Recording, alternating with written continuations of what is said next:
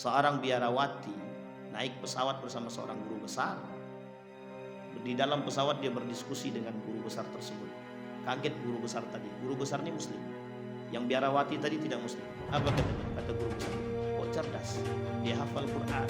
Biarawati tadi hafal Quran dan lain sebagainya. Dia hafal sirah, dia hafal hadis, Riyadhus Shalihin dia hafal. 4 imam terkenal dari hadis-hadis di Bukhari, Muslim, Sunan Abi Daud, Ibnu Majah dia hafal. Turun dari pesawat diambil bagasi. Sebelum pesawat sudah turun, dia naik ke atas, dibuka kabin itu, diambil bagasi. Keluar dari sini menangis profesor tadi. Menangis. Yang tadinya dia kira muslimah, ternyata bukan muslim. Apa kata wanita tadi? Innaka la tahdi man ahbabta walakin Allah yahdi man yasha. Coba bayangkan. Biarawati bisa ngomong begitu. Yang punya hidayah itu Tuhan. Kami sudah berusaha mencari hidayah tapi belum sampai. Coba bayangkan. Hafal Quran, hafal. Bisa bahasa Arab, bisa. Hafal Riyadhus Shalihin, bisa. Pertanyaannya adalah, hari ini coba Bapak Ibu cari yang hafal Sahih Bukhari saja satu. Carilah. Ustaz-ustaz di Pekanbaru yang hafal Sahih Bukhari. Itu sulit banget. Di antara 1000 belum tentu ada satu. Ini biarawati, bukan muslim, non muslim, hafal. Hafal Quran, hafal hadis, paham sejarah. Kalau kita tak kuat iman, bisa berbalik awak Bapak.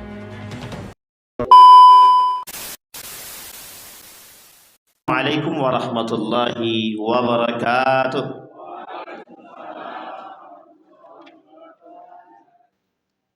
Alhamdulillahi rabbil alamin. Alhamdulillahilladzi hadana li hadza wa ma kunna linahtadiya laula an hadana Allah. Asyhadu an la ilaha illallah wahdahu la syarika lah wa asyhadu anna Muhammadan abduhu wa rasuluh la nabiyya ba'd. Allahumma salli wa sallim wa barik ala hadzal nabiyil karim. Allahumma salli ala Muhammad wa ala ali Muhammad fil alamin innaka Hamidum Majid. Ya ayuhan nasu taqu rabbakum alladzi khalaqakum min nafsin wahidah wa khalaqa minha zawjaha wa batta minhuma rijalan katsiran wa nisaa'a wattaqullaha alladzi tasaaluna bihi wal arham innallaha kana 'alaikum raqiba. Puji syukur kehadirat Allah atas limpahan rahmat dengan mengucapkan alhamdulillahi rabbil alamin. Bersalawat kepada Nabi dengan mengucapkan Allahumma salli ala Muhammad wa ala ali Muhammad fil alamin innaka Hamidum Majid. Bapak Ibu sekalian yang berbahagia, di subuh hari ini mudah-mudahan Allah selalu limpahkan rahmat dan karunia-Nya kepada kita, keberkahan kepada kita, kepada keluarga. Allah jadikan keluarga yang sakinah, mawaddah warahmah. Allah istiqamahkan dalam ketaatan, anak-anak yang saleh dan salehah insyaallah. Amin ya rabbal alamin. Baik Bapak Ibu sekalian yang berbahagia, ini sepertinya kali pertama saya ke sini. Ya Bang Bembeng ya. Yang namanya Bang Bembeng itu yang mana? Soalnya di dalam fotonya agak lain sedikit. Nampak kayak syekh dari mana gitu, insyaallah. Bapak Ibu sekalian yang berbahagia, mudah-mudahan sehat selalu. Amin ya rabbal alamin. Bapak Ibu, subuh ini bukan wawancara. Apa namanya ini? Kalau atau konferensi pers. Ini ada kedatangan tamu dari Bikir Subuh. Nampak ganteng-ganteng abang-abang awak nih Pak. Bikir Subuh. Insyaallah pengawal dunia akhirat. Amin. Masyaallah. Mudah-mudahan Allah mudahkan dan kita semua Allah mudahkan langkahnya menuju surga. Amin. Man salaka tariqan yaltamisu fihi ilma sahhalallahu lahu tariqan bihi ilal jannah.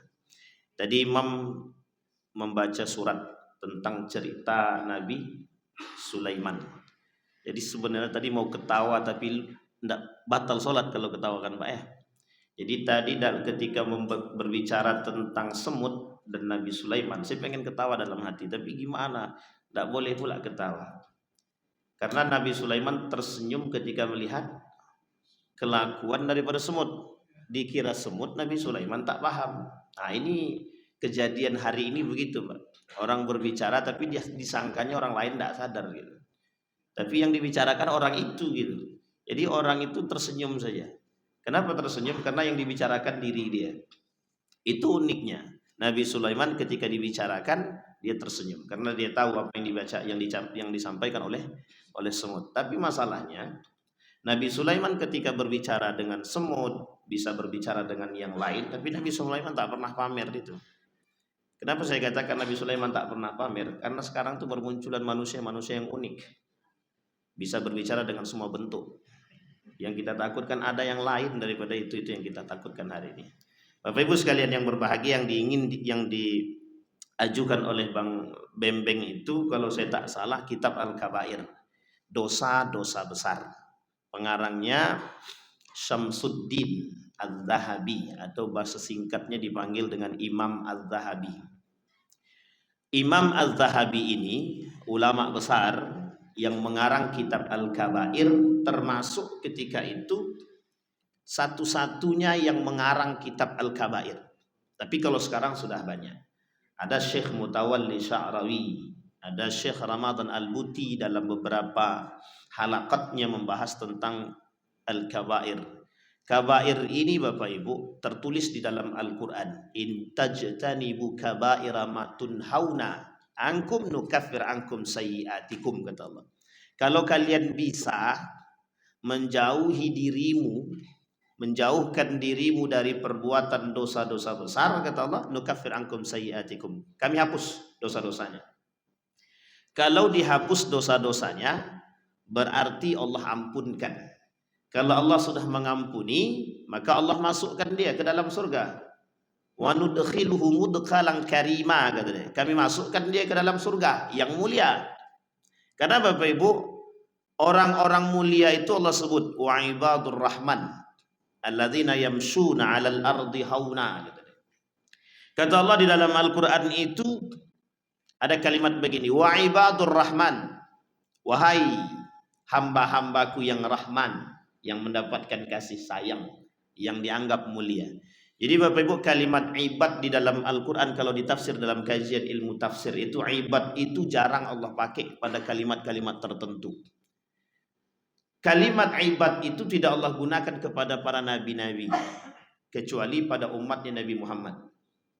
Artinya Bapak Ibu, kemuliaan umat Nabi Muhammad itu disebut dengan ibad. Ibad itu ada orang punya dosa banyak kali dosanya, membunuh, mencaci, memaki, meminum, berzinah dan lain sebagainya, itu dosa tuh. Banyak dosanya. Allah sebutkan di dalam Al-Quran 2 kali kalimat itu tentang ibad.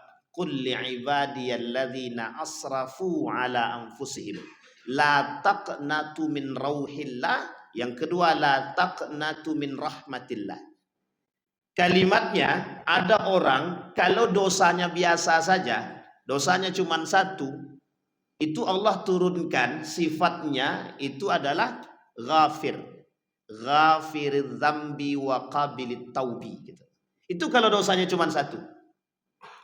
Tapi kalau dosanya ada 2 atau lebih dari 2 atau 3, itu dalam bahasa Arab disebut dengan dzunubun, tidak dzanbun lagi, tapi dzunubun. Dzunubun itu artinya dosanya banyak. Tapi dosa banyak ini tidak berkaitan dengan kezaliman untuk diri dia pribadi saja. Maka Allah turunkan, faqultu astaghfiru rabbakum innahu kana ghaffara. Kata Allah, Allah menggandeng orang yang banyak dosa untuk diri dia sendiri tadi. Itu sifatnya Allah turunkan. Sifat Allah yang turun untuk dia ghaffar. Tadi ghafir, sekarang ghaffar. Kalau ghafir untuk satu dosa, kalau ghaffar untuk dosa yang banyak. Tapi ada yang nomor 3. 1, 2, 3. Ini sebenarnya yang keempat. Tingkatan dosa itu ada 4. Ada 5. 1 khata. Khata itu dia salah tapi tak berdosa.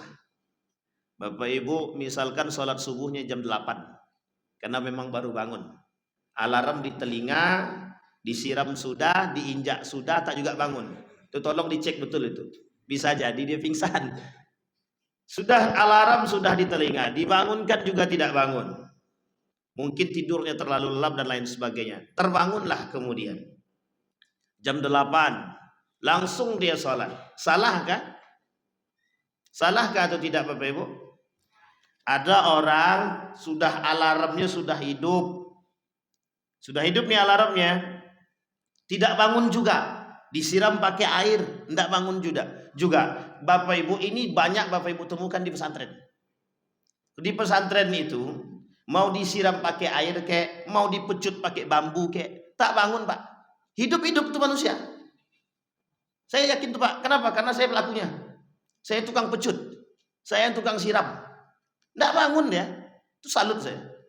Ini anak mati apa tidak? Itu yang kita takutkan. Jam 8 dia bangun. Saya bilang aneh nih. Kemudian dia sholat subuh. Salahkah orang yang sholat subuh di jam 8? Salah. Berdosakah orang sholat subuh di jam 8 tadi? Jangan cepat-cepat ambil fatwa kita. Dah cukup hari ini manusia ahli fatwa sudah banyak bermunculan. Orang yang terbangun rufi al-qalam itu 3. Orang yang bebas dari dosa itu 3. Bebas dari dosa ini dia salah tapi tak berdosa. 1 orang yang tertidur tadi. Sampai hatta yastaiqin, sampai dia bangun. Itu kalau betul-betul dia tertidur.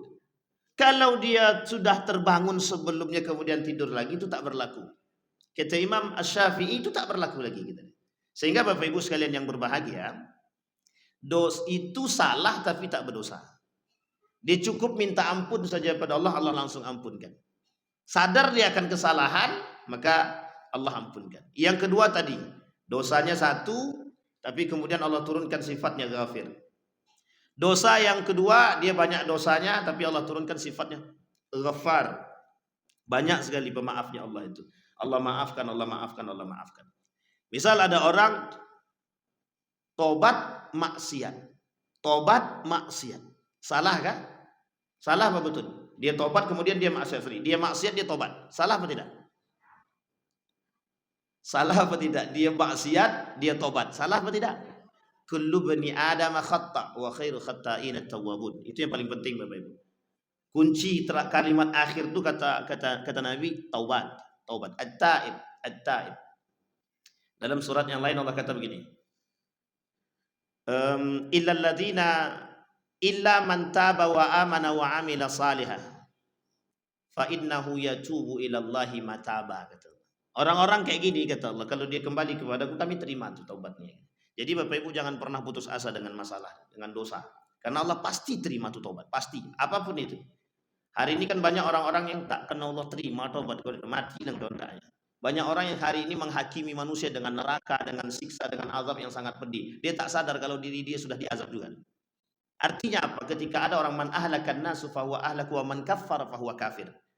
Barang siapa yang mengkafirkan orang, dia yang sudah kafir. Barang siapa yang menghancurkan orang lain, dia yang akan dihancurkan oleh Allah. Man ahlakan nasu fahuwa ahlaku. Man kaffara fahuwa kafir. Ini penting untuk kita Bapak Ibu. Ini konsep yang dibangun oleh Islam itu adalah man ahlakan nasu fahuwa ahlaku. Kita diharamkan oleh Allah untuk menghancurkan manusia apapun bentuknya. Idza unnas tak boleh. Menyakiti manusia itu tak boleh. Apapun bentuknya. Dan itu diharamkan dalam agama. Kembali kepada masalah dosa tadi. Itu yang ketiga. Yang keempat, ada orang berbuat dosa tapi sekaligus menzalimi. Aku tidak akan sholat di Masjid Babu Salam. Besok kalian tidak usah ikut sholat-sholat di sana lagi. Itu dosa apa tidak? Ngajak orang tidak sholat. Dosa. Tapi dia tambah. Dicaci maki imamnya. Imamnya aja kayak gitu. Tengok pengurus masjid itu hancur-hancuran. Ini dia mencaci maki orang. Artinya dia sudah buat dosa untuk dia pribadi, tapi dia ajak orang lain. Tambah dosa lagi. Kemudian dia zalimi orang lain. Apa zalimnya? Dia caci maki orang. Dia jelek-jelekkan orang. Dia olok-olokkan orang dan lain sebagainya. Zalim. Namanya dzunubun ma'az zulmi. Sudah berdosa banyak, tambah dengan kezaliman. Sama sifatnya yang Allah turunkan, masih Ghaffar. Masih Ghaffar. Ghaffar itu artinya masih Allah turunkan pengampun. Pengampunannya banyak kata Allah, karena dosanya banyak. Tapi ada yang kelima. Yang kelima ini yang disebut dengan israf. Orang yang sudah punya banyak dosa yang berlebihan. Kalau dalam bahasa lainnya dia sudah pelaku dosa besar. Dosa kecil dia buat, dosa besar dia buat, zalim dia buat, semua dia buat. Orang yang melakukan dosa besar itu zalim. Zalimun li nafsi, zalimun lillahi wa li rasulihi, zalimun li kitabihi, wa zalimun li ghairihi. Jadi banyak zalimnya. Qul li ibadiyalladzina asrafu ala anfusihim la taqnatu min rauhillah, atau kalimat yang lain la taqnatu min rahmatillah. Yang Allah turunkan sifat bagi para pendosa tadi Bapak Ibu, Itu yang Allah turunkan sifatnya rahmat. Nah, jadi bayangkan bedanya, dosanya satu, turunnya ghafir, pengampunan saja. Tapi kalau dosanya banyak, sifat Allah menggandeng dia dengan kalimat ibad sekaligus dengan kalimat rahmat. Makanya kenapa ada pelacur, maaf, agak apa sedikit, perempuan, apa nama pelacur di bahasa lainnya nih ya, PSK, sama aja sebenarnya kan. Ya itulah pokoknya, wanita malam, wanita siang, terserahlah. Pokoknya itulah PSK lah, bahasa agak sedikit sederhana, tidak langsung gitu kan. Dia kasih makan anjing. Dan itu masyhur, cerita ini di dalam hadis Nabi itu masyhur. Artinya Bapak Ibu, ketika dia memberikan makan tersebut, Allah turunkan sifat rahmat bagi wanita tersebut, dia bisa masuk ke dalam surga. Artinya apa? Masuk ke dalam surga itu bukan hanya sekedar pahala saja. Yang paling penting adalah rahmat. Pahala penting, tapi ada yang jauh lebih penting daripada itu, rahmat. Orang dengan rahmat Allah itu bisa cepat masuk surga. Oh, dia punya pahala, Ustaz. Bisa enggak dia masuk surga? Ya bisa. Memang itu penting, untuk masuk surga itu ya butuh pahala. Tapi pertanyaannya, apalah ketika surga dan neraka tidak ada, kira-kira Bapak Ibu mau sholat? Mau ibadah kalau surga dan neraka tak ada? Makanya konteksnya rahmat. Rahmat itu kaitannya dengan ridhonya Allah nanti. Jadi orang dapat rahmat itu karena dapat ridhonya. Orang dapat ridhonya Allah itu karena keikhlasan dia. Maka tingkatannya dalam ilmu tasawuf itu tinggi, Bapak Ibu. Tingkatan itu tinggi. Orang ikhlas belum tentu. Orang ikhlas itu belum tentu dia ridho. Ikhlas memang, aku ikhlas, itu di mulut aja itu. Di hati belum tentu. Orang ikhlas itu belum tentu ridho. Orang ridho sudah mesti ikhlas. Karena konsep tawakal itu bersanding dengan ridho. Sampai di sini paham ya Bapak Ibu. Poinnya adalah ketika orang punya banyak dosa, Allah panggil dia dengan kalimat yang sok dekat. Artinya Allah mendekat dengan dia. Ibadun. Kalimatnya ibad tadi. Itu Allah gunakan pada orang yang sudah banyak dosa. Dan Allah gunakan khusus untuk umatnya Nabi Muhammad SAW. Jadi Bapak Ibu, kalau salawat itu jangan tanggung-tanggung. Hari-hari isi dengan salawat. Karena syafaatnya yang Allah diberikan oleh Nabi, syafaat itu kepada orang yang dekat dengan Nabi, yang selalu berselawat kepadanya. Kalau tak salawat, jangan mimpi masuk surga. Jangan pernah bermimpi masuk surga, karena kita tak mau berselawat. Kembali kepada konteks tadi, itu yang disebut dengan orang yang banyak dosa tadi, israf tadi, itu mesti dia pelaku dosa besar. Sampai di sini paham Bapak Ibu? Tapi turunan Allah untuk pelaku dosa besar tersebut, yang pertama Allah sifatkan dia dengan rahmatnya. Allah turunkan sifat Allah, rahmat untuk menggandeng mereka, biar mereka tidak putus asa dengan dosa yang mereka buat. Jadi Bapak Ibu, kalau lihat orang melakukan perbuatan dosa, dekati dia, sampaikan kepada mereka, Allah sayang kepada kalian. Engkau ni tak ampun orang macam kau ni. Itu lain lagi tuh. Itu namanya menghakimi dia. Yang sekarang terjadi ini, ada orang minum khamar, kayak gitu tuh. Masuk surga tak dia kayak gitu tuh? Sampai di sini paham maksud saya Bapak Ibu. Saya ingin sindir kita semua. Ketika kita melihat kesalahan orang, jangan cepat-cepat menghakimi dia masuk surga atau neraka. Karena kita juga belum tentu masuk surga. Sampai di sini paham ya Bapak Ibu ya? Ini kebiasaan yang sudah tertular. Nah Bapak Ibu sekalian yang berbahagia, ini yang disebut dengan dosa besar. Nah Allah juga mengancam bagi pelaku dosa besar. Ancaman Allah bagi pelaku dosa besar ada 5. Setidaknya di dalam Al-Quran ada 5. Yang pertama, pelaku dosa besar tersebut Allah laknat. Wa yal'anuhumul la'inun gitu. Nah ini yang paling berbahaya ini Bapak Ibu. Laknat. Kalau Allah sudah melaknat orang, itu jangan pernah bermimpi untuk mendapatkan keberkahan dalam rumah itu. Laknat Allah itu banyak macamnya, banyak bentuknya. Salah satu bentuk laknat tadi adalah ketika rumah tangga itu gonjang-ganjing. Tak ada lagi ketenangan tinggal di dalam rumah. Jadi kalau sudah tidak nyaman suami tinggal di rumah, tak nyaman istri tinggal di rumah, tak nyaman anak tinggal di rumah, coba tengok baik-baik. Apa yang sudah kita perbuat? Halalkah yang kita makan? Adakah orang yang kita sakiti? Pernahkah kita melakukan perbuatan dosa besar dan lain sebagainya? Itu yang harus kita lihat dulu. Kok nggak nyaman ya di rumah nih? Setannya terlalu banyak. Kalau setan terlalu banyak tuh susah kita untuk nyaman di rumah. Laknat, itu yang pertama. Yang kedua, Allah tidak mau mengajak mereka berbicara. La yukallimuhumullah wa la yanzuru ilaihim. Allah tidak mau melihat mereka.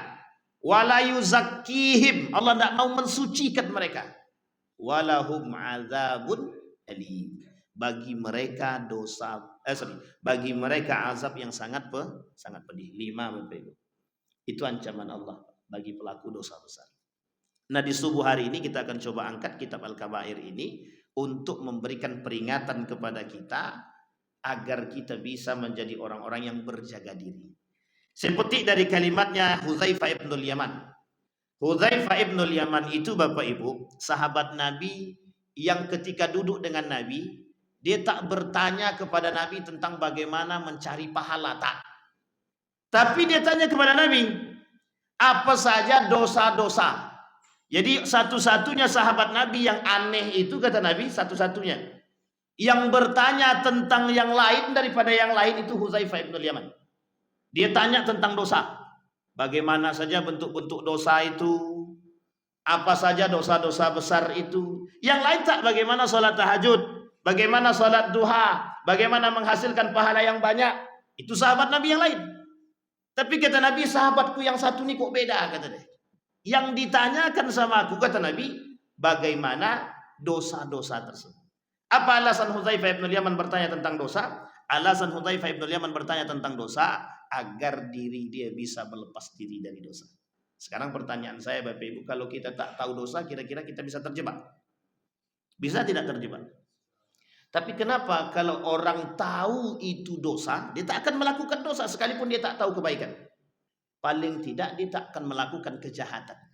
Tahu dia narkoba itu rusak, tahu dia minum khamar itu rusak, tahu dia zina itu rusak, tahu dia menyakiti orang itu rusak, tahu dia yang lain sebagainya itu merusak, tahu dia riba itu rusak, tahu dia membunuh manusia itu rusak, semua dia tahu.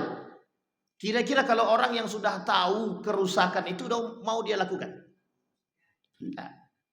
Kaitan kerusakan itulah yang Allah sebut di dalam Al-Quran itu, kehancuran satu kaum itu, kata Allah, disebabkan ulah tangan mereka sendiri. Sampai di sini paham Bapak Ibu ya? Jadi kalau kadang-kadang kalau terjadi masalah-masalah besar, Allah turunkan ancaman, azabnya, cobaan dan lain sebagainya, yang pertama kali harus kita introspeksi adalah tangan kita. Apa yang sudah kami perbuat? Apa yang sudah kita perbuat? Oh, ada gempa, keberkahan satu kampung itu tidak ada, diangkat oleh Allah. Tengok dulu satu kampung tadi, ada enggak pelaku zina di situ? Satu-satunya penyebab, bukan satu-satunya, salah satu penyebab di antara kampung tersebut itu banyak daripada dihilangnya keberkahan itu, bisa jadi ada orang pelaku zina. Saya yakin Bapak Ibu tak berani ngetok pintu janda. Ada janda rumahnya kosong, tak ada laki-laki, tak ada suaminya. Mohon maaf, jangan ada yang tersinggung. Tiba-tiba sering datang laki-laki ke sana. Kita tak tahu laki-laki ini. Itu hukum kita satu kampung itu wajib mencari tahu kebenaran laki-laki itu. Suami barukah atau mohon maaf, siapa dia? Kalau ternyata bukan suami dia, berarti mohon maaf, mereka sudah melakukan, belum sampai zina, tapi tetap zina, meskipun zina tangan, zina mata dan lain sebagainya. Etiskah laki-laki datang ke rumah perempuan yang memang bukan muhrimnya? Atau sebaliknya perempuan datang ke rumah laki-laki yang bukan muhrimnya? Tidak etis Bapak Ibu. Artinya apa kita perlu tahu? Jika betul di dalam tempat tersebut, di kampung tersebut ada pelaku zina, maka mohon maaf Bapak Ibu, sekalipun di situ ada alim saleh, Allah tak bukakan pintu rahmat dan keberkahan bagi kampung tersebut. Itu ancaman Allah. Jadi Bapak Ibu, berat kaitan dengan dosa besar ini, berat.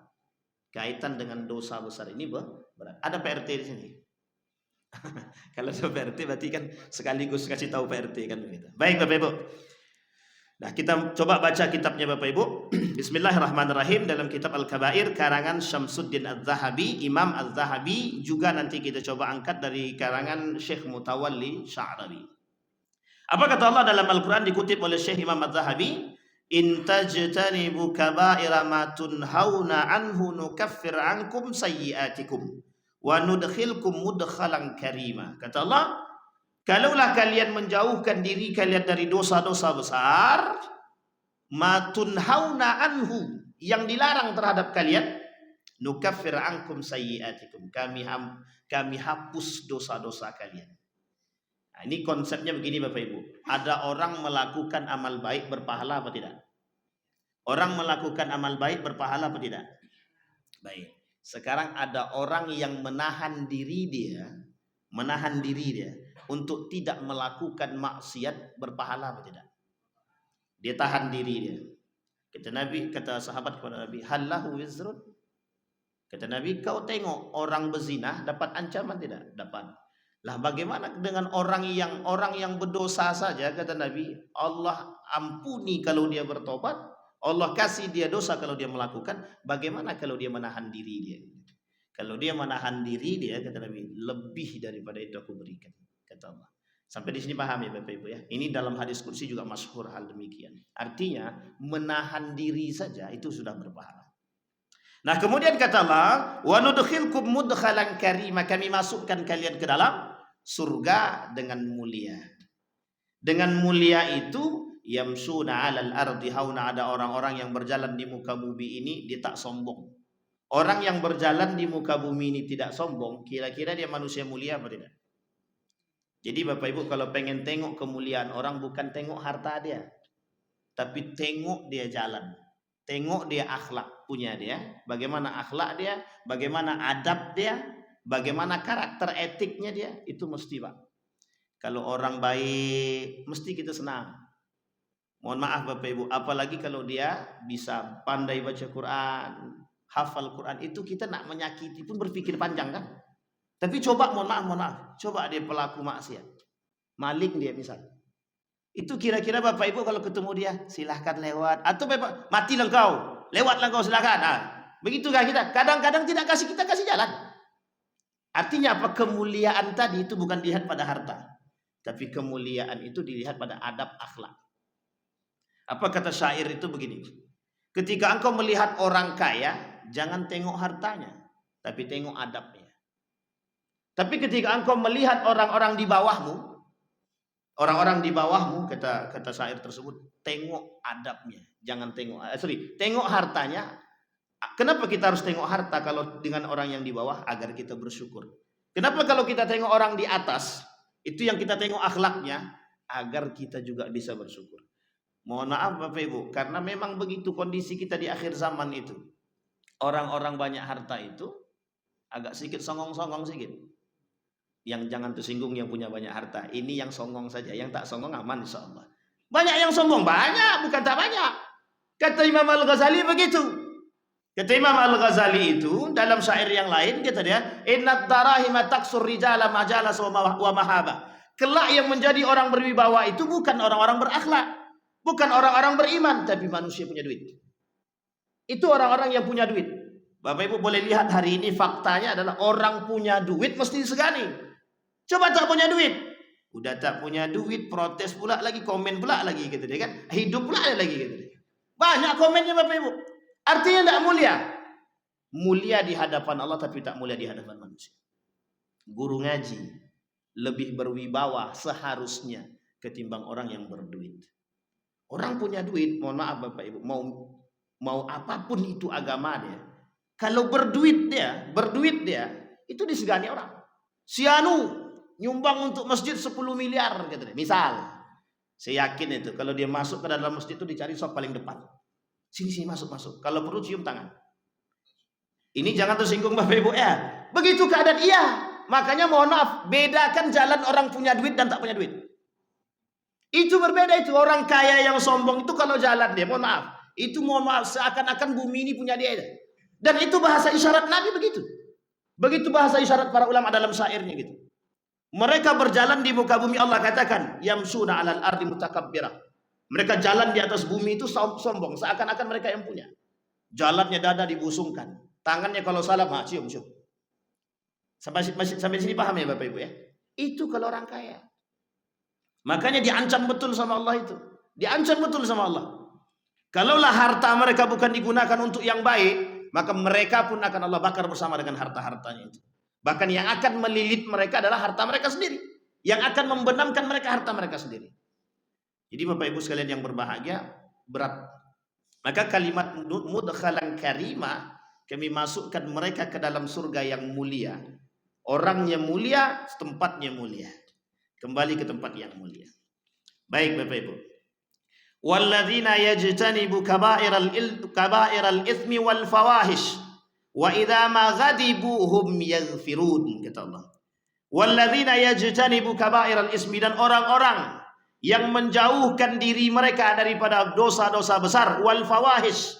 Bapak Ibu tahu fawahish? Fahisah, keji, perbuatan keji, perbuatan-perbuatan tercela, baik itu idza menyakiti orang lain, baik itu mencaci, memaki dan lain sebagainya.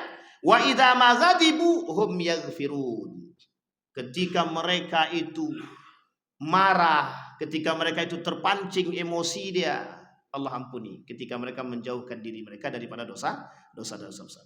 Alladzina yajtanibu kaba'iral itsmi wal fawahish illa al-li'am inna rabbaka wasi'ul maghfirah. Kata Allah, tak ada yang lain yang bisa kami berikan kepada mereka yang bisa menahan diri mereka dari dosa-dosa besar, kecuali kami selalu turunkan bagi mereka maghfirah. Bapak Ibu tahu maghfirah? Ampunan. Itu yang diharapkan. Allahumma ftah lana abwabal maghfirah, abwabal jannah, abwabal ni'am, wa abwabal rahmah, wa abwabal nihya, dan lain sebagainya. Baik Bapak Ibu. Nah, bagaimana kondisi ke dalam hadis Nabi? Kata Nabi, ijtanibu sab'al mubiqat. Kata Nabi, paling tidak ada 7 dosa besar. Kata Nabi, ijtanibu sab'al mubiqat. Yang pertama, asyirku billah. Fadzakara Nabi sallallahu alaihi wasallam minha asyirku billah. Nabi sebutkan ada 7 dosa besar dalam hadisnya. 7 dosa besar. Imam Az-Zahabi merangkum dosa besar dari Al-Quran dan hadis 76 dosa besar. Banyak apa sedikit? Kira-kira ada yang kita lakukan dosa besar itu? Belum tahu. Karena belum tahu dosa-dosanya. Baik. Sekarang kita angkut yang pertama Bapak Ibu. Al-kabiratul ula. Kata Imam Az-Zahabi, al-kabiratul ula asyirku billah. Syirik kepada, pertanyaannya ini berat ini, syirik kepada Allah ini. Bagaimana bentuk syirik kepada Allah itu? Yang bisa jawab Bapak Ibu keren berarti. Kira-kira bentuk syirik kepada Allah apa saja? Apa Ibu? Orang-orang pergi ke dukun. Nah, Ibu udah sebutkan, nanti kita jabarkan dukun seperti apa. Yang kedua, menyembah berhala. Masih ada? Kalau yang pergi ke dukun masih ada? Tidak ada lagi Pak ya? Alternatif. Oke. Alternatif namanya pengobatan alternatif. Dukun, orang pintar, orang yang terlalu pintar dan lain sebagainya. Apa Bu? Bedah ayam itu apa? Ada pengobatan bedah ayam. Oh ya. Kalau dulu tidak bedah ayam, potong potong bambu. Kalau bisa bambu itu bersatu balik, berarti tulangnya bersatu balik tuh. Saya bilang, kapan pula bambu kaitannya dengan tangan tuh? Tapi begitulah kondisinya. Nanti kita cerita. Satu, menyembah berhala, menyembah pohon, menyembah matahari. Bapak Ibu sekalian yang berbahagia, yang ingin kita angkat Bapak Ibu, itu syiriknya zaman dulu. Orang nyembah pohon. Tapi sekarang masih ada. Di daerah Riau ini masih ada. Saya sebutkan di daerah Siak itu masih ada. Masih ada orang-orang yang sebenarnya bukan nyembah pohon, tapi mengasih sesajen untuk pohon. Dia penunggu hutan gitu. Jadi masih ada yang percaya begitu, masih ada. Islam dia Islam. Tapi memang masuk Islam itu terpaksa juga masuk Islam. Tapi setidaknya dia masuk Islam dulu lah. Yang kedua, masih ada orang-orang yang mengasih sesajen di lautan, di sungai. Di Riau ini juga masih ada. Kata dia, ini penunggu sungai ini Ustaz, kalau tidak kami kasih makan, kata dia, nanti ikan-ikan itu tak mau masuk dalam sauk kami itu, katanya. Saya bilang, sejak kapan pula akal nih sambung ke situ ya? Saya nggak nyambung. Kalau saya pribadi nggak nyambung. Artinya Bapak Ibu nanti apakah itu masuk dalam kategori syirik dan lain sebagainya? Ini Bapak Ibu, ini syirik itu terbagi 2. Syirik besar dan syirik kecil. Syirik besar itu menyembah patung, sesajenan, jangan tersinggung lah pokoknya. Kemudian apalagi menyembah matahari, menyembah hewan, menyembah pohon dan lain sebagainya, masuk dalam syirik besar. Tapi kata Buya Hamka, hari ini syirik itu ada. Namanya syirik modern. Menyembah duit. Itu jauh lebih besar. Jangan tersinggung Bapak Ibu ya. Menyembah duit itu sama dengan menyembah patung. Menyembah jabatan sama dengan menyembah manusia sama. 3 penyakit hari ini. Apa 3 penyakit pertama? Karena duit sudah jadi Tuhan sekarang. Bapak Ibu tengok orang-orang kaya yang tak beriman itu kalau dalam dompetnya, mohon maaf, dalam ATM-nya tidak ada isi, itu stres otaknya. Stres itu, dia pergi kemana? Pergi ke rumah sakit. Cari obat sakit kepala. Sampai di sini paham Bapak Ibu? Yang lebih parah bukan cari obat sakit kepala. Cari jalan bagaimana biar dapat duit. Korupsi kek, terserahlah. Sampai di sini paham Bapak Ibu? Ini tidak ada singgung-menyinggung. Yang pertama itu, menjadikan duit itu Tuhan. Dan ini sudah disampaikan oleh Imam Al-Ghazali dalam syairnya tadi. Orang hari ini yang paling mulia itu yang berduit. Orang paling mulia hari ini itu berduit. Kenapa saya katakan orang paling mulia berduit? Karena dengan duit dia dapat jabatan. Dengan duit dia bisa benar. Yang salah bisa dibetulkan dengan duit. Yang dusta bisa dianggap jujur dengan duit. Yang pengkhianat bisa dibilang amanah dengan duit. Nanti Bapak Ibu tengoklah keadaan kita hari ini. Yang hari ini yang salah bisa dibenarkan itu karena duit. Coba tengok di pengadilan. Yang salah itu bisa jadi benar apa tidak?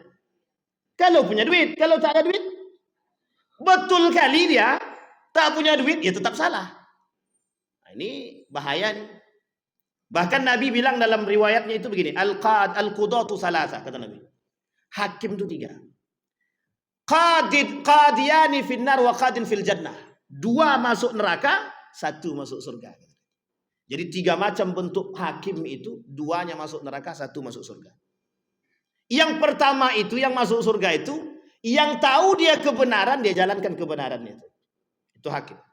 Yang kedua, yang masuk ke neraka 2 lagi, tahu dia kebenaran tapi tak dijalankan. Yang ketiga, pura-pura tidak tahu dengan kebenaran tersebut dan dia tidak mau menjalankan tersebut. Dan ini berbahaya Bapak Ibu. Berbahaya. Yang berbicara apa? Piti. Kau mau berapa? Mau selamat enggak kau? Nah, kan gitu bahasa ancaman lagi. Dibayarlah.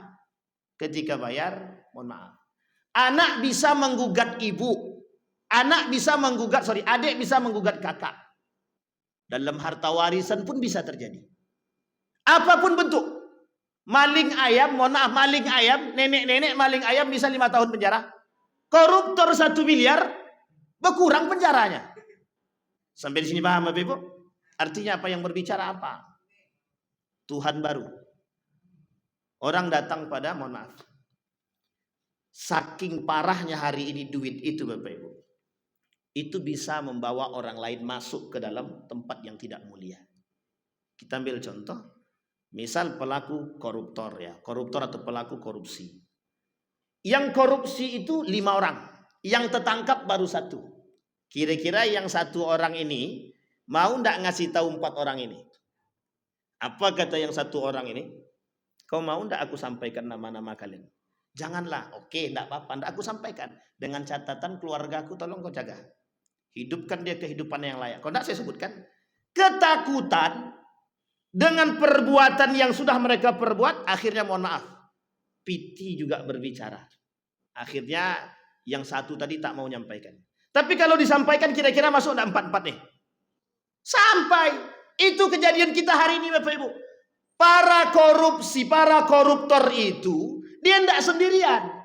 Rame. Tapi yang disampaikan enggak tahu saya. Dusta apa tak dusta? Dosanya 1 dia korupsi, yang kedua dia berdusta, dia ketiga dia tutupi kejahatan orang lain. Makin banyak dosanya. Sampai di sini paham? Itu yang mengakar hari ini. Itu yang disebut dengan konsep feodal namanya. Sampai di sini paham Bapak Ibu? Itu baru syirik besar. Baru masalah duit. Sekarang masalah jabatan. Tuhan baru.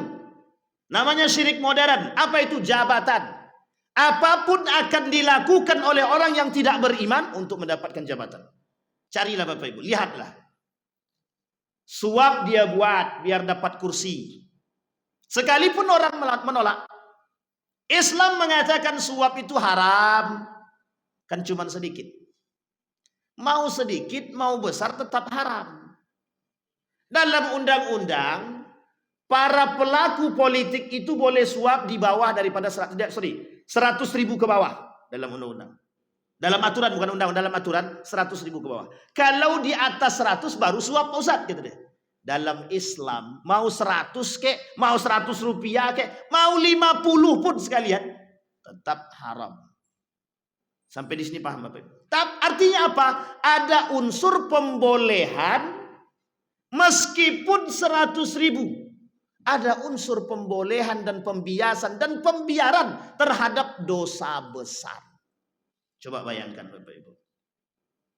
Harusnya yang disampaikan tuh mau 50.000, mau 100.000, mau 100, aturan itu berlaku, tidak usah pakai itu.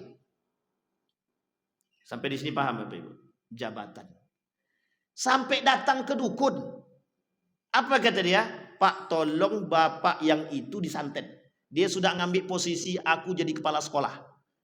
Cuma karena kepala sekolah, dia rela santet orang lain. Datang ke dukun, berapa banyak salahnya dia? Sudah dia jadikan jabatan sebagai Tuhan. Dia lakukan, dia buat dosa. Dia buat suap dosa. Dia tambah nyakiti orang dosa. Dia datang ke dukun, dosa pula tidak? Dosa lagi Pak. Saking banyak tuh dosa. Itu bukan dosanya lagi, bukan satu lagi dosa besarnya. Itu semua perbuatan itu dosa besar semua. Tolong kau santet orang itu karena dia sudah ngambil posisiku. Kepala dinas. Banyak orang tak suka sama aku nih Ustaz. Kenapa? Aku sekarang jadi kepala dinas. Pertanyaannya, ente dulu buat begitu juga nggak? Ya beda-beda tipis saja Ustaz. Sama aja berarti. Sampai di sini paham ya Bapak Ibu? Jabatan hari ini menjadi Tuhan. Datang dia kepada atasan dia tadi, mohon maaf Pak, kami ingin jadi kepala dinas. Kata atasannya, mau berapa? Berani berapa? Kan itu lagi bahasanya. Ujung-ujungnya mohon maaf, pakai duit naik kepala dinas. Duit juga yang berbicara. Jabatan menjadi tolak ukur. Hari ini jabatan menjadi tolak ukur kemuliaan manusia. Masih ingat enggak Bapak Ibu cerita dulu, non muslim berduit masuk ke dalam masjid, itu yang cium tangan yang pakai peci. Dia juga pakai peci. Dia pakai peci. Karena duit yang berbicara, harga diri hilang. Duit yang berbicara, kehormatan agama hilang. Yang masuk non muslim, yang kita cium tangannya non muslim. Tapi kan kami mendoakan dia biar bisa masuk Islam. Hidayah itu tergantung Allah, bukan manusia. Kita hanya bisa mengusahakan. Seorang biarawati naik pesawat bersama seorang guru besar. Di dalam pesawat dia berdiskusi dengan guru besar tersebut. Kaget guru besar tadi. Guru besar ini muslim. Yang biarawati tadi tidak muslim. Apa kata dia? Kata guru besarnya, kok cerdas? Dia hafal Quran. Biarawati tadi hafal Quran. Dan lain sebagainya. Dia hafal sirah, dia hafal hadis, Riyadhus Shalihin dia hafal. 4 imam terkenal dari hadis-hadis di Bukhari, Muslim, Sunan Abi Daud, Ibnu Majah dia hafal.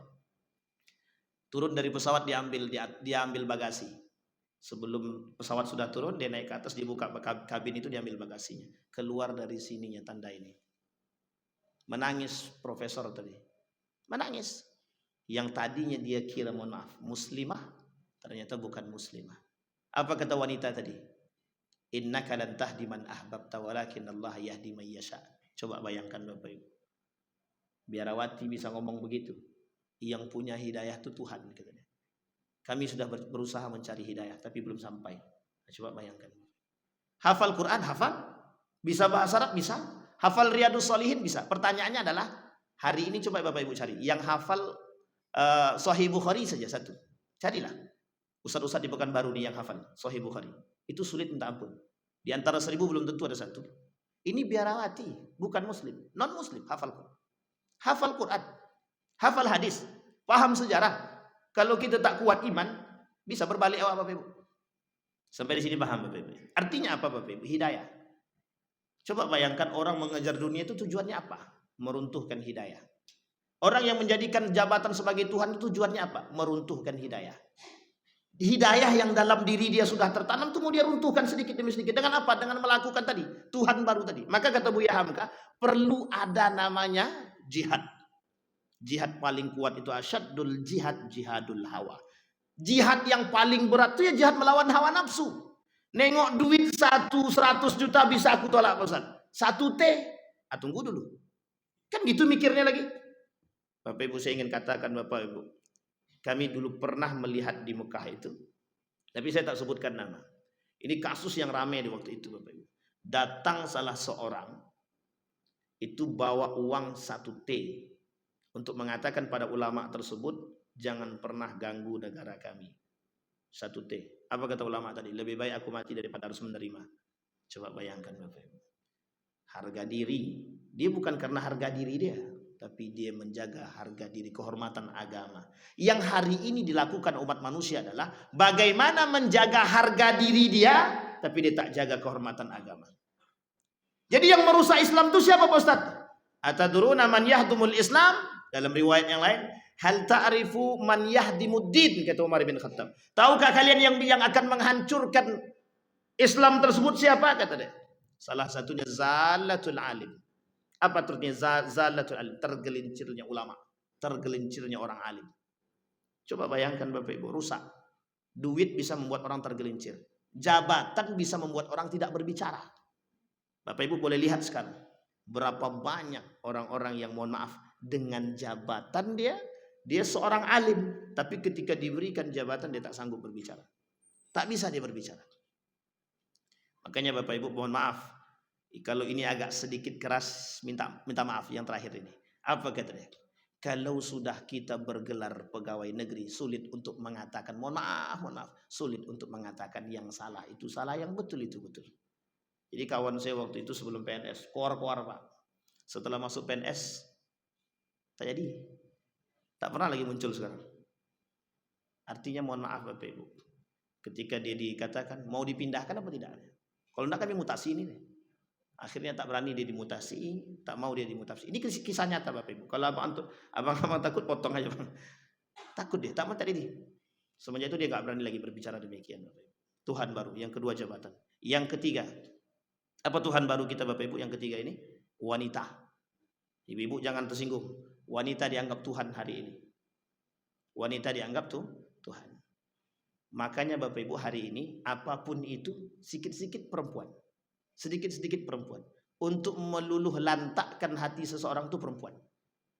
Jangan tersinggung. Banyak sekali sekretaris-sekretaris itu perempuan. Kenapa tidak laki-laki? Tidak menarik Pak Ustaz. Oh begitu. Tengoklah SPG itu. SPG mobil segala macam. Daya tariknya apa? Itu bukan jualan mobil itu. Jualan body kit. Sampai di sini paham Bapak Ibu? Bapak Ibu tahu Miss Universe? Itu yang dijual apa? Organ manusia itu. Yang dijual adalah keseksian, kecantikan, perempuan. Yang bisa menggoyangkan hati laki-laki itu cuma perempuan. Jabatan dia punya, kekayaan dia punya. Apa yang tak punya lagi? Ketika mohon maaf, ketika datang perempuan menggoda, hilang cerita. Semua hancur kali. Semua hilang. Ini cerita ini unik Bapak Ibu. Dulu waktu di Jogja itu Bapak Ibu, ada kawan orang Riau juga. Tapi mohon maaf Bapak Ibu, gigolo dia. Tahu gigolo ya Bapak Ibu? Gigolo itu perantara untuk memberikan perempuan kepada orang-orang yang meminta kepada dia gitu. Itu bahasa lainnya gigolo, apa namanya Pak? Bahasa calo atau biro lah, lebih halusnya itu. Biro apa namanya itu? Itulah biro, itulah kotaknya Bang pokoknya. Jadi Bapak Ibu, masuklah kami. Ini kebetulan kawan. Satu kelas lagi malah. Diajaknya ke kos dia. Di dalam kos itu, mohon maaf, agak sedikit vulgar gitu. Ternyata dalam kos itu Bapak Ibu, isinya apa? Kondom. Saya tanya ini untuk siapa? Nanti kalau ada mohon maaf, kalau ada para pejabat datang meminta nanti dari sini gitu deh. Jadi dia punya nomor ayam kampus. Tahu Bapak Ibu ayam kampus? Itulah dia Bapak Ibu ceritanya. Kalau yang laki-laki membisikkan minta, Bang tolong naikkan adikku lah jadi ini. Siapa kau? Tapi coba perempuan yang datang. Bang bisa naikkan adikku situ. Apa yang tidak bisa? Begitulah model hari ini Bapak Ibu. Tuhan barunya perempuan. Makanya banyak laki-laki selingkuh. Nikah aja langsung udah, enggak usah selingkuh-selingkuh. Nah, nikah dulu, setelah nikah baru kasih tahu. Tapi berantem kami rumah tangga kami bos, itu resiko. Artinya pandai-pandai. Begitu kan? Iya, yang perempuan menjadi Tuhan. Harta dia punya belum puas. Jabatan dia punya paling tinggi, tak puas juga. Akhirnya apa, dengan jabatan dan kekuasaan yang miliki, dia bisa mencari perempuan sekian banyak, Bapak Ibu. Orang beriman saja luntuh, apalagi yang tak punya iman. Sampai di sini paham Bapak Ibu? Yang terakhir Bapak Ibu, Tuhan baru kita adalah gadget, HP. Tolong betul-betul Bapak Ibu. Hari ini kalau internet mati, saya yakin banyak yang stres. Mau yang pakai peci atau yang tak pakai peci, stres semua, saya yakin. Kenapa? Nggak jadi live, nggak ada paket, nggak jadi live. Astagfirullah, sayang kali lah. Muncul Bapak Ibu penyakit baru, penyakit butuh. Bapak Ibu nanti akan dimatikan oleh Allah listrik itu. Internet tuh nggak ada, lampu tak ada selama 40 hari. Di akhir zaman itu nanti akan dimatikan selama 40 hari. Menjelang datangnya hari kiamat besar itu nanti 40 hari Bapak Ibu. Hilang semua. Jadi bahasanya dulu tuh kembali kepada asal. Dulu tak pakai HP, sekarang pakai HP. HP-nya cuman SMS dan telepon. Sekarang tidak hanya itu, hologram holografik pun muncul. Set gambar orang, oh gitu. Besok tidak ada lagi. Tidak ada lagi, hilang semua itu. Kembali kepada asal. Sekarang sudah mulai kembali kepada telepon dan SMS. Ada orang-orang yang sudah muak dengan dunia-dunia tersebut. Coba bayangkan, kenapa kita katakan hari ini gadget itu Tuhan baru, internet itu Tuhan baru. Sekarang ketergantungan orang terhadap internet dan HP itu menjadi tinggi. Lebih penting, lebih sulit, lebih berharap lagi mereka kepada internet, kepada HP daripada kepada Tuhan. Kenapa saya katakan tadi ada duit, ada jabatan? Mohon maaf Bapak Ibu, mohon maaf betul. Banyak orang tadi saya baca di situ Bapak Ibu. Tidak ada panggilan yang paling utama selain dari panggilan Allah. Sekarang berubah, panggilan utama itu panggilan atasan. Kalaulah atasan yang manggil, kira-kira datang apa tak datang? Daripada kena mutasi, mending saya datang kata dia. Padahal sudah azan, sudah melangkah kaki ini mau ke masjid, dipanggil tuh dia, dipanggil atasan, langsung berbelok dari masjid saya pindah, langsung ke kantor jabatan. Azan selesai baru mereka keluar dari, bayangkan Bapak Ibu. Rapat kadang-kadang lewat batas azan, lewat batas sholat, tidak tahu sampai kapan.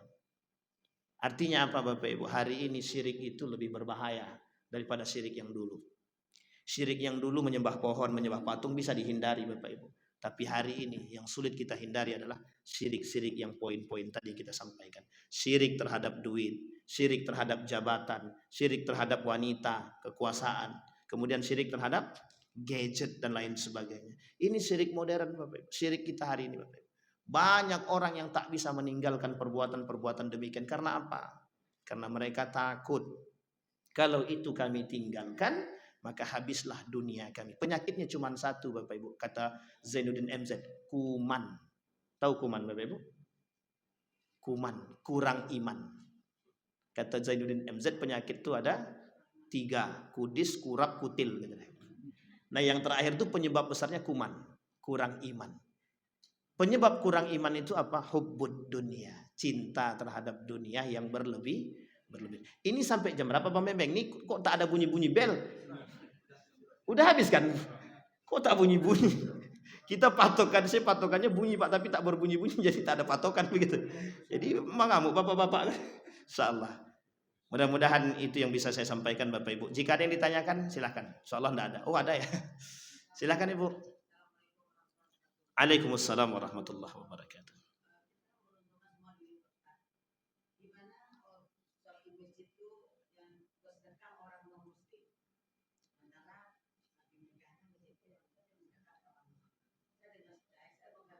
Iya.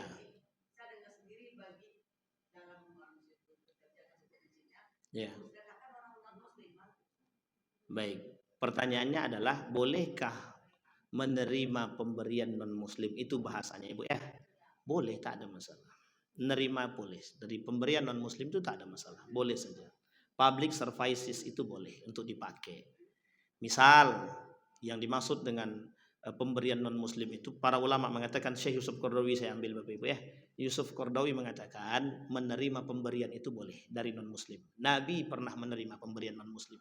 Bahkan Nabi pakai. Pernah Nabi makan bersama dengan para sahabat. Payung dikasih sama Nabi, Nabi pakai. Ibu Bapak Ibu harus tahu, pemegang kunci Ka'bah pertama sekali bukan muslim, Yahudi. Itu pemegang kunci pertama. Setelah Mekah ditaklukkan dalam Fathu Makkah itu, kunci Ka'bah itu tidak diberikan kepada muslim, tapi diberikan kepada non-muslim. Kemudian Nabi diberikan payung, Nabi terima. Nabi diberikan pakaian, Nabi terima. Nabi diberikan makanan, waktu itu Nabi tahu. Nabi tahu, itu bersifat hidayah. Maaf, bukan makan hidayah, hadiah.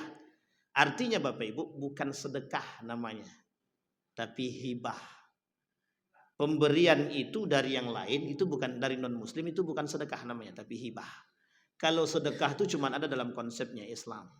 Sedekah, infak itu cuma ada dalam konsep agama Islam. Sisanya hibah. Bolehkah kita terima? Boleh. Tidak ada masalah. Terima duit itu bangun. Bangun apa yang bisa dibangun? Pertanyaannya adalah, ketika orang memberikan bantuan tersebut, ada unsur yang lain atau tidak? Itu yang harus Bapak Ibu pahami. Kalau ada unsur yang lain, tolak. Terima duitnya, tolak kepentingannya. Boleh kan? Itu yang harus kita lakukan. Terima duitnya, tolak kepentingannya. Kalau kepentingannya suara Pak Ustaz, ya tolak suaranya. Kita tak boleh memilih itu. Artinya apa? Terima uangnya boleh. Boleh. Yusuf Qaradawi mengatakan tidak ada masalah. Jadi untuk masjid kah, untuk musola kah, untuk apapun itu kebaikan, public services apa namanya itu ya? Fasilitas umum silahkan, tidak ada masalah. Boleh. Jangan pula ditolak. Ya, sayang kalau ditolak. Sudah kamar mandinya gubuk, ditolak pula duit tadi yang banyak untuk bisa membangun itu, silahkan pakai. Kalau tidak punya kepentingan. Cuman masalahnya hari ini kita harus pintar-pintar. Apakah orang memberikan tadi sesuatu itu ada kepentingan atau tidak? Kalau dia ada kepentingan, disitulah yang kemudian peran kita. Mohon maaf, peran kita untuk menolak Bapak Ibu. Karena biasanya dalam kasus-kasusnya yang sudah terjadi pada masa baginda Nabi, banyak orang-orang yang munafik bekerja sama dengan Yahudi untuk memberikan sesuatu kepada Nabi, tapi gunanya untuk merusak. Nabi tolak. Karena Nabi tahu mana yang kafir dhimmi, mana yang kafir harbi. Nabi tahu mana yang orang-orang yang kafir betulan yang memang dalam naungan dia, dan orang kafir yang berada di luar naungan baginda Nabi Muhammad sallallahu alaihi wasallam. Baik, cukup Bapak Ibu? Cukup. Kita berdoa kepada Allah. A'udzubillahi minasyaitonirrajim. Bismillahirrahmanirrahim. Alhamdulillahirabbil alamin. Hamdan syakirin, hamdan na'imin, hamdan yuwafi ni'amahu wa yukafi'u mazida. Ya Rabbana lakal hamdu kama yanbaghi li jalali wajhikal karim wa 'azim sultanik. Allahumma salli ala Muhammad wa ala ali Muhammad fil alamin innaka Hamidum Majid. Ya Hayyun ya Qayyum ya Fattah, iftah lana abwabal barakah, abwabal ni'mah, abwabal jannah wa abwabal rahmah. Allahumma ighfir lana dhunubana wa kaffir 'anna sayyi'atina wa tawaffana ma'al abrar. Allahumma jannibna min munkaratil akhlaq. Allahumma jannibna min munkaratil akhlaq. Allahumma akhtimna bi husnil khatimah wa la takhtimna illa bi husnil khatimah. Allahumma faqihna fid din wa 'allimna at-ta'wil. Allahumma ansur ikhwanana al-mujahidin fi Palestin wa fi Gaza wa fi kulli makan. Allahumma dammiril yahud.